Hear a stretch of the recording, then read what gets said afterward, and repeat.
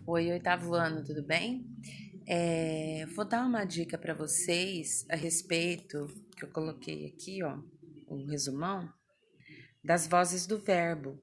Então, nós temos a voz ativa. A voz ativa, na voz ativa, o sujeito ele pratica a ação.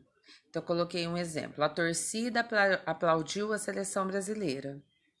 Não tem dúvidas, né?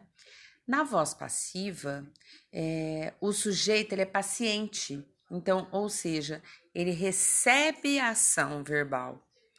Na voz passiva, ela é dividida em duas. Nós temos a voz passiva analítica e a voz passiva sintética. Eu vou explicar as duas.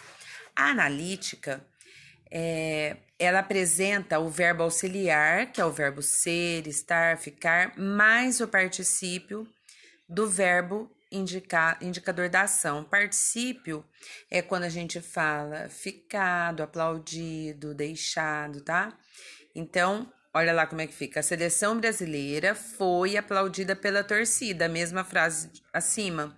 Então, foi é o verbo ser, que é o verbo auxiliar, e aplaudida é o verbo principal com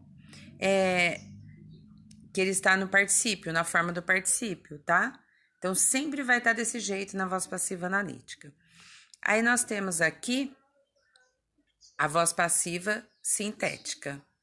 A voz passiva sintética, ela apresenta o verbo indicador da ação e o pronome apassivador se. Então, pintam-se casas, tá? Então, nós temos ali o verbo, essa partícula se. Quando tiver a frase assim, é sempre a voz passiva sintética. E a voz reflexiva. Na voz reflexiva, o sujeito ele pratica e recebe a ação ao mesmo tempo, ou seja, o sujeito é agente e paciente ao mesmo tempo.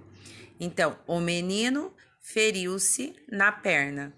Então, ele mesmo praticou a ação e sofreu a ação, ok? Qualquer dúvida, vocês podem me chamar. Um beijo, quem puder, fique em casa.